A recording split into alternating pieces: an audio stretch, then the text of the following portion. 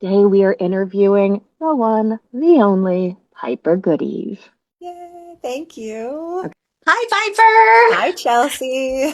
I wanted to congratulate you for your nomination and recognition and your role in the ensemble cast of Dragon Day. Oh, Heck yeah. Let's have a Congratulations. moment. Let's have thank a you. moment. Yeah. It's an amazing audiobook. I highly recommend anyone who's interested in those multicast, multi-voice that are, Audible is producing, lots of other companies are producing now. It sounds like a movie in your Mm. headphones. It's incredible. The sound design, that book was also nominated for production and sound design, and Ooh. the editing on that was like so fire. And the acting in it is everybody, they got some incredible celebrities and then a bunch of, working actor narrators. And the combo together is really exciting. And I was really, really happy to see that it was nominated, especially because in those multicast books, you're often just completely by yourself, right? So Mm. then for ensemble to be awarded and recognized, it really is like, even if you're working by yourself or you're remoting in and you're hearing someone else from, wherever they are in the country, or you're working with a reader, you are still part of this whole in a way that I think is really exciting, to make sure that you're all still in the same world and in the same book. And it really, you have to think about the whole, like the big picture. And I think I'm excited that got that recognition with some other amazing multicast titles too. I've been in a couple ensemble productions with Piper in the same room. She is such a team player. The last one we did was Rivals. She was the narrator. She held like the whole story together. But Piper, you're such a generous actor. Like you make everyone that you're in a scene with sound incredible because of what you give to the scene. And your generosity as an artist is amazing. Thank you, Therese. That's very sweet. Outside of those crazy rooms, what is like your hobby, your passion? Kind of my whole life, I've done like knitting or crafts, or I Mm. love like drawing and watercolors and just like things like that. But recently, I started getting back into embroidery. So I do a lot of dish towels, because who doesn't always need a dish towel? I love it so much because it's like very cathartic and very like slow, and you have to like be, detailed about it.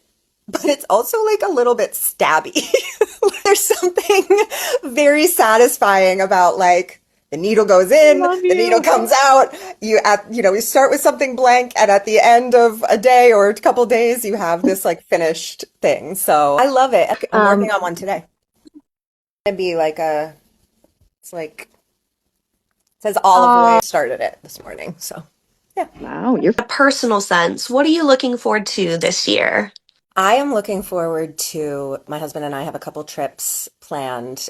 Haven't done a big trip in many years. And we're going with a bunch of friends to Europe, and I'm very excited. We're going to Italy, and I am like a classics amazing. nerd, so I'm very excited to see some of the places that I've learned about in books and stories my whole life, and kind of like stand in those places and just kind of like take all that in. So What is a piece of advice you've been given that has just stuck with you up until today? when I first auditioned for Audible back in 2011, I was at the time also doing a show at the McCarter Theater in New Jersey. And one of the actors in it, who's playing the lead, was this amazing man, Graham Malcolm, who was just such an incredible actor and person in the room at the McCarter. And when I told him one day, "Oh yeah, I'm auditioning to like record audiobooks," it was like brand new to me. And he was British, and he said, "Oh, I work for them all the time, and I've done hundreds of books." And I was like, "What?" And we rode the train together back to the city, and he just like shared all this very lovely advice about audiobooks. And the one sentence that I have never forgotten 15 years later is, because I was like, I'm nervous. And he said, "Don't be nervous. We're just telling stories in the dark."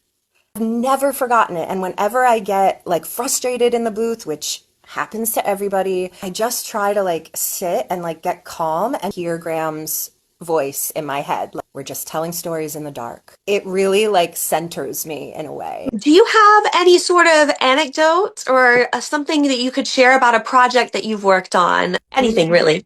Many years ago, Gabe and I were working for this author, and we ended up having dinner with her, and we told her how we met, which is kind of its own its own anecdote to begin with. But we were pen pals when we were in high school, and then we lost touch, and then we were matched on OkCupid like 18 years later.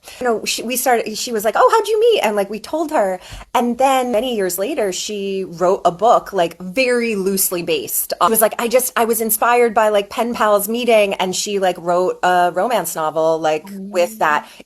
That's where the comparison begins and ends. I just thought that Yeah. was so like sweet that that inspired her to create this whole story and this whole world, right? Around that like little thing that we had shared. And it got me thinking that like you never really know like where inspiration for something is going to come from, right? You don't know that if you're writing to some stranger in high school in the 90s that you're going to marry him one day. He's also a narrator and an actor, and we started the hashtag Marrators.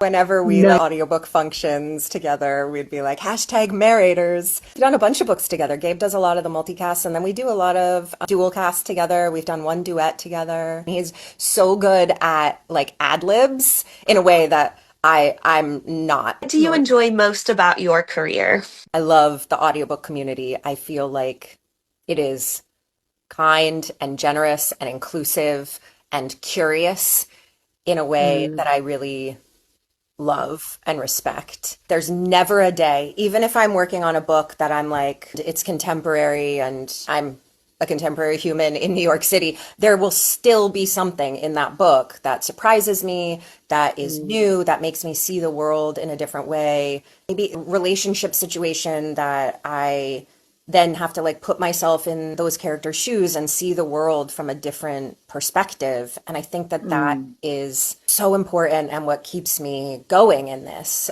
That kind of like importance of seeing things from all sides and being curious about other human beings, I think has always been important. And I think it's a little bit even more important now. Anything that's coming up that you want to promote and let everybody know is happening that you're super excited about?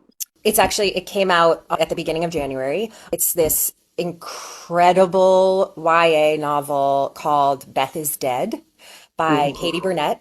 And it was her debut novel. It is a contemporary murder mystery retelling of Little Women. When I got the email from Simon and Schuster saying, "Hey, we have a book for you, Beth Is Dead" by Katie Bernet, a teen YA mystery retelling of Little Women, I voice Jo. It's from all four March sisters, and I was cast as Jo. And it was one of those emails where I was like, I am the luckiest human being in the world because it I was so excited. I grew up in New England, so Little Women has always had a huge place in my heart. I'm a classics nerd. I played Anne of Green Gables. I narrated Anne of Green Gables. Like it felt very like, oh, this is, Yeah. this makes sense. And working with the other women on it, Belle Capistrano, Caitlin Kelly, and Emily Tremaine, it was like amazing to be bringing all four of them to life. And so the story is told from all four sisters' points of view. The cover is amazing. And it was just Spotify's pick for January, Get